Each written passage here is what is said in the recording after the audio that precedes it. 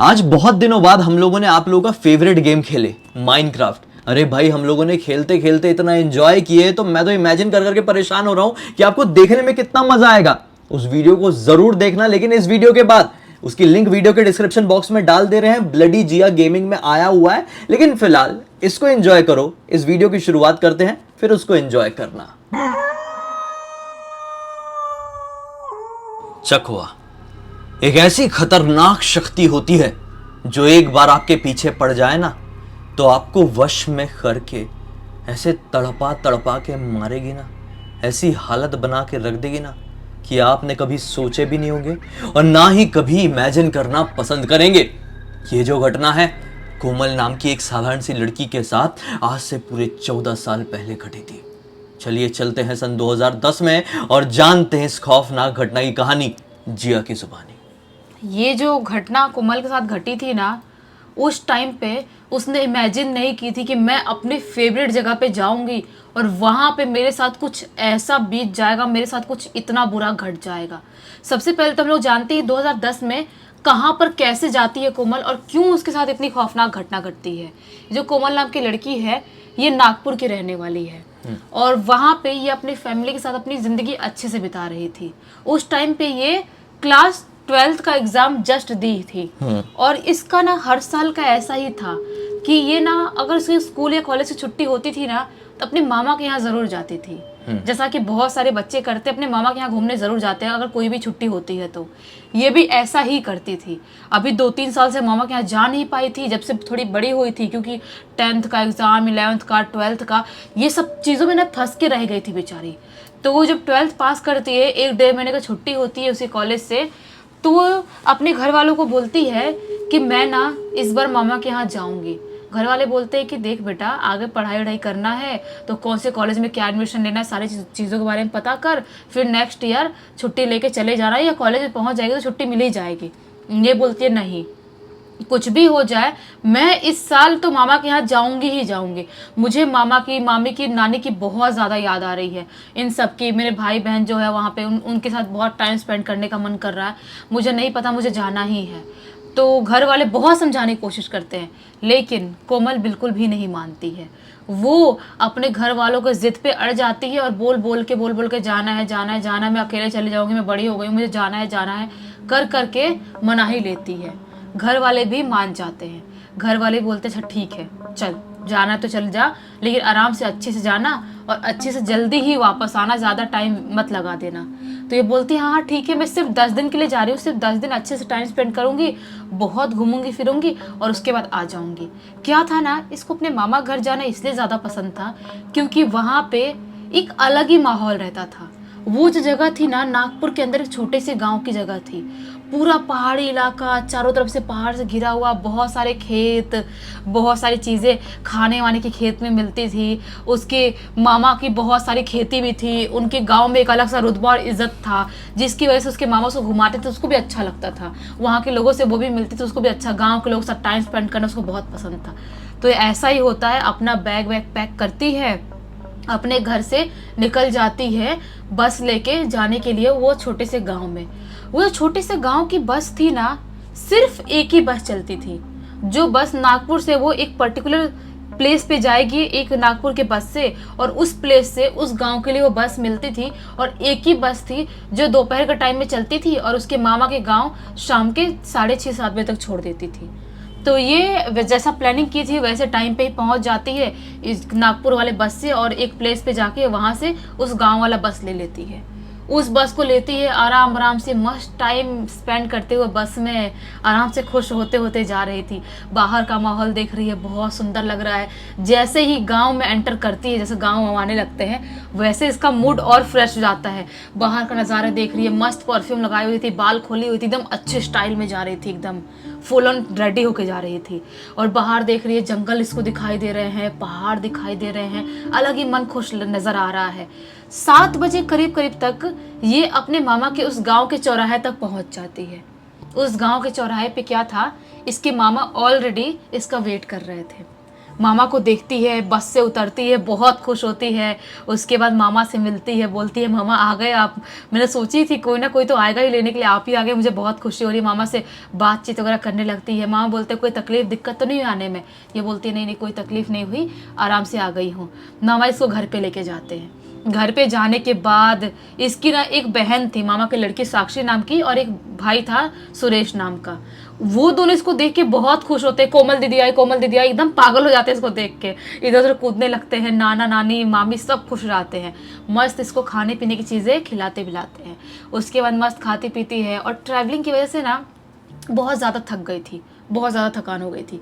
तो ये शाम के यही 9-10 बजे करीब तक बोलती है कि अब ना मैं ना सो जाती हूँ, सुबह जल्दी उठ जाएंगे, फिर गाँव वाँव घूमने चलेंगे, खेत में देखने चलेंगे, कुछ खाने वाने चलेंगे। तो मामा बोलते हैं ठीक है बेटा तू थक गई होगी, जा सो जा। तो वो ना एक अलग बेडरूम में सोया करती थी हमेशा। बचपन से इनका बहुत बड़ा घर था, गांव में बहुत आलिशान बड़ा घर था। तो वो अपने एक बेडरूम में सोया करती थी, उस बेडरूम में जाकर सोती है जिसमें बचपन से ही सोया करती थी। उसकी बचपन की यादें भी वहाँ पर थी। और जो दूसरे भाई बहन थे वो अपने अपने बेडरूम में सोते हैं, मामा मामी अपने इधर, नाना नानी अपने इधर सो जाते हैं सब आराम से। उसके बाद ये मस्त सो रही है, थकान की वजह से उसको गहरी नींद आ गई थी। सोए सोए सोए सोए रात के 2:30 बजते हैं। और जैसे ही रात के 2:30 बजते हैं उससे ना किसी की आवाज़ सुनाई देती है कान में, जैसा मुझे कोई चीख चीख के पुकार पुकार के मुझे बुला रहा है, कोमल दीदी आना, कोमल दीदी। ये कान में आवाज़ महसूस कर पा रही है लेकिन इसकी आंख बंद है। अचानक से आंख खोलती है, अभी उसके महसूस होता है कि मुझे साक्षी क्यों बुला रही है इतने रात में, रात के 2:30 बजे करीब की बात होगी, मुझे ये क्यों बुला रही है। तो वो अभी उठती है, अभी भी आवाज़ नॉन स्टॉप आ रही है, कोमल दीदी आना इधर कोमल दीदी। ये बोलती है हाँ क्या हुआ साक्षी, आ रही हूँ मैं। ये अपना गेट खोलती है जिस बेडरूम में सोई थी और बाहर जाके आंगन वाले एरिया में देखती है, वहाँ पर तो साक्षी थी ही नहीं। अभी तक उसकी आवाज़ आ रही थी इसको, लेकिन जैसे ही जाके देखती है वहाँ पर साक्षी थी ही नहीं। इसको समझ में नहीं आता है कि रात के 2:30 बजे, आधी रात के करीब मुझे ये क्यों बुला रही थी, और अगर बुला रही थी तो भाग क्यों गई, कहाँ चली गई। इतने रात में इतनी छोटी बच्ची को इतनी मस्ती तो नहीं सूझेगी कि ऐसा कुछ करेगी। वो छोड़ती है, बोलते छोड़ो यार नींद उड़ गई, समझ में नहीं आ रहा है। अपने बेडरूम में जाती है। उसके बाद में उसको सफोकेशन हो रहा, थोड़ा सा अजीब सा नेगेटिविटी, भारीपन महसूस हो रहा था उसको, बहुत ज़्यादा ही अजीब सी गर्मी लग रही थी, जैसा कि कुछ बहुत गलत उसके दिमाग में चल रहा है, वैसा ऐसा कुछ हो रहा था। वो सोचती है क्यों इतनी घुटन हो रही है। उसका जो विंडो था ना उसके बेडरूम का, वो विंडो जंगल की तरफ खुलता था। वो विंडो को खोलती है और जैसे ही विंडो को खोलती है वैसे ही वो जंगल की तरफ क्या देखती है कि ये इसका घर है, विंडो है और सामने ही जंगल दिखाई दे रहा है। जंगल की तरफ वहां पर साक्षी खड़ी है। ये साक्षी को देख के शॉक्ड हो जाती है, वहां कैसे पहुंचेगी, जंगल वाले एरिया में क्यों खड़ी है और वहां पे क्यों इतनी आधी रात में पहुंची। ऐसे मामा उसको रात के टाइम में बाहर नहीं निकलने देते वहां पे, क्योंकि यहाँ पर गाँव में बहुत भूत प्रेत जैसी चीजें होती हैं। यहाँ पर क्या कर रही है वो, उसको साक्षी को ये देख ही रही होती है, तभी अचानक से क्या महसूस करती है कि साक्षी की आंखें अचानक से सफेद चमक रही है और ऐसे ऐसे ऐसे ऐसे बंद चालू जैसी चीजें होती है वैसे कुछ होने लगी अचानक से। उसकी आंखें ब्लिंक होने लगी जोर जोर से और सफेद कलर के जैसे ट्यूबलाइट चमकती है वैसे उसकी आंखें चमक रही है। ये चीज देख के बहुत ज्यादा घबरा जाती है। ये भी कुछ बोलती उससे पहले ही साक्षी की आवाज आती है, कोमल दीदी आना इधर। ये कोमल बोलती है, साक्षी तो वहां क्या कर रही है। तो साक्षी बोलती है, कोमल दीदी आना मेरे पास, मेरा ना फोन मैंने ना पहाड़ी पे छोड़ दिया था तो मुझे फोन लेने जाना है, आप भी मेरे साथ चलोगी क्या। ये बोलती है, पागल है तू, पहाड़ी पे क्यों फोन छोड़ी थी, और इतने रात में आधी रात में फोन लेने पहाड़ी पे कौन जाता है। वो बोलती है, कोमल दीदी आना प्लीज, कोमल दीदी आना प्लीज, नॉन स्टॉप एक ही की बात बोल रही है। अभी उसको उसकी आंख को उसको नोटिस कर ही रही होती है, तभी अचानक से उसकी नजर पड़ती है उसके पैर की तरफ, और जैसे उसका पैर देखती है ये चीख पड़ती है, क्योंकि उसका पैर पूरी तरह से उल्टा था। ये अब समझ जाती है कि ये मेरी बहन साक्षी नहीं है, इसका पैर भी उल्टा है। मैं आंख देख के समझ क्यों नहीं पाई कि आंख ब्लिंक कैसे किसी इंसान के हो सकते, सफेद ट्यूबलाइट जैसे। मैं क्यों नहीं समझ पाई। अभी वो जोर से चीखती है और जैसे वो चीखती है मामा मामी भागते हुए इसके पास आते हैं और ये गिर के बेहोश, क्योंकि ये बहुत ज़्यादा घबरा गई थी, लिमिट से ज़्यादा। ये इसके लिए बिल्कुल भी नॉर्मल बात नहीं थी। जो भी इसने एक्सपीरियंस की थी, इसने सुनी थी कि यहाँ पर भूत प्रेत जैसी चीज़ें बहुत होती हैं, बहुत लोगों को प्रॉब्लम होती है, लेकिन इसने कभी एक्सपीरियंस नहीं की थी बचपन से अभी तक। ये बेहोश हो गई है, इसकी आंख नहीं खुल रही है, रात भर ये बेहोश की बेहोश पड़ी रही। अलग सा पता नहीं कौन सा इसके दिमाग में सदमा लग गया। उसके बाद जब इसकी आंख खुलती है सुबह सुबह के टाइम में, अभी एकदम मॉर्निंग का टाइम हो रहा था, इसके मामा मामी नाना नानी भाई बहन सब पास में बैठे हुए हैं। बोलते क्या हुआ तुम ठीक हो ना, तुम ठीक हो ना, पूरा पानी वानी पिलाते इसको उठा के। ये उठते से ही अपने मामा मामी बाकी सबको सारी बात बता देती है कि मुझे साक्षी दिखाई दी थी। मामा बोलते हैं कि वो साक्षी नहीं हो सकती, साक्षी हो नहीं सकती, और तूने जो एक्सपीरियंस की है, तूने कुछ नॉर्मल एक्सपीरियंस नहीं की है, ये पैरानॉर्मल एक्सपीरियंस था, तूने चकवा को देखी है। ये बोलती है चकवा बारे में तो आपने मुझे बचपन में बताया था, लेकिन मैंने सोचा नहीं था कभी चकवा मुझे ऐसे दिखाई दे सकता है। माँ बोलते हैं कि चकवा जो है ना, अपने गाँव में अभी के टाइम में बहुत ज़्यादा एक्टिव है। अभी के टाइम में, कुछ टाइम से पहले से भी था वो, जो भी आसपास में जंगल की तरफ से लोग आते जाते रहते थे उनको वो पजेस करता था, लेकिन अभी के टाइम में इतना ज़्यादा एक्टिव हो गया है कि अपने घर के जो सामने वाला घर है ना, उस घर का लड़का आज से 8 दिन पहले ही मरा है उसकी वजह से, चकवा के कारण। बाप रे। ये घबरा जाती है, बोलती है मामा मुझे कुछ होगा तो नहीं।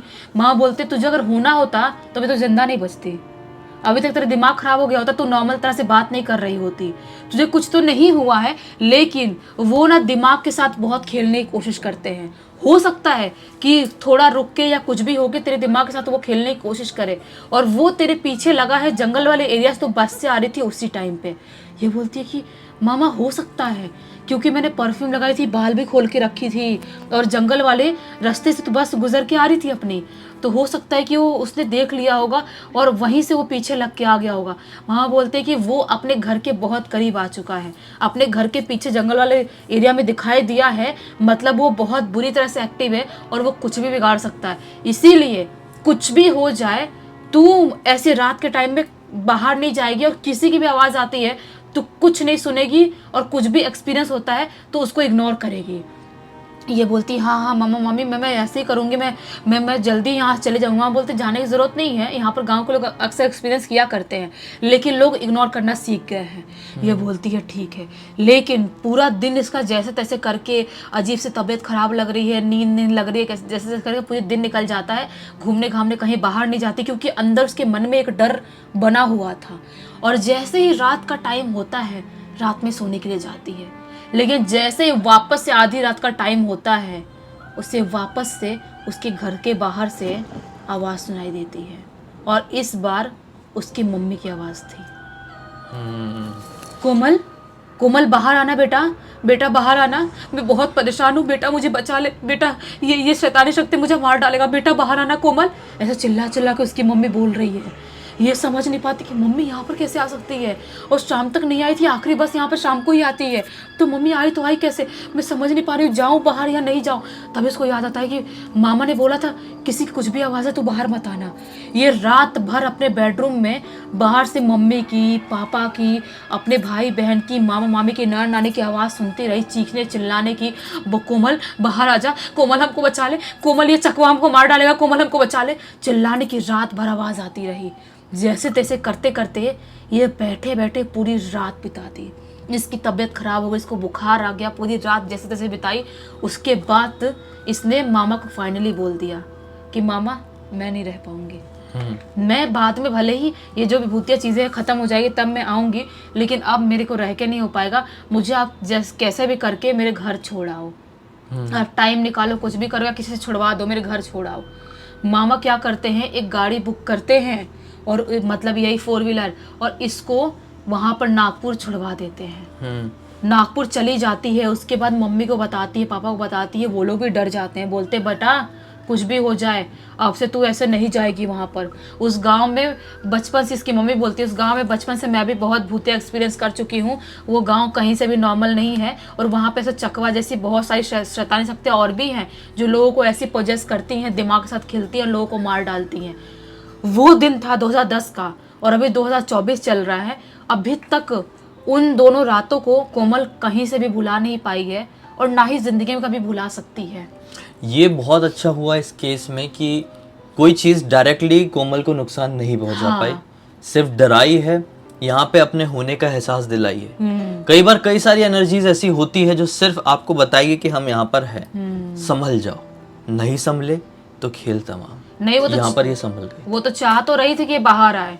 एक बार ये बाहर जाती, उसके बाद इसके दिमाग को कैसे कंट्रोल करती और क्या क्या करती है खुद समझ नहीं पाती। सही बात है, वो तो खुद संभली है, नहीं गई है बाहर इसलिए बच गई। सही बात है, ये तो बिल्कुल है।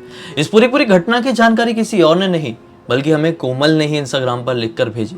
हमने सोचे आप लोगों को सुनाए और बहुत अच्छी सीख और एक अलग ही मनोरंजन दे। तो इसी बात पे अब तक इस वीडियो को देख लिए तो लाइक जरूर कर देना, कमेंट सेक्शन में वीडियो को रेट करना मत भूलना, 10 में से जितने भी नंबर लगे दे देना। चैनल को सब्सक्राइब करके बेल आइकन दबा के ऑल के ऑप्शन में क्लिक करना है, क्योंकि इसी तरह के हैरान कर देने वाले खौफनाक वीडियोस डेली आप लोगों के सामने लेके आते रहते हैं। इंस्टाग्राम की लिंक इस वीडियो को डिस्क्रिप्शन बॉक्स में मिल जाए, क्लिक करके डायरेक्टली वहां पर पहुंच जाना। और इसी तरह की कोई भी कहानी, टॉपिक या जानकारी आप लोगों के पास भी है तो लिंक भेजना। हो सकता है हमारा अगला वीडियो कल आपके हिसाब से ही बन रहा हो। तो चलिए कल फिर से मिलते हैं, तब तक के लिए बहुत बहुत धन्यवाद। आपका दिन शुभ हो।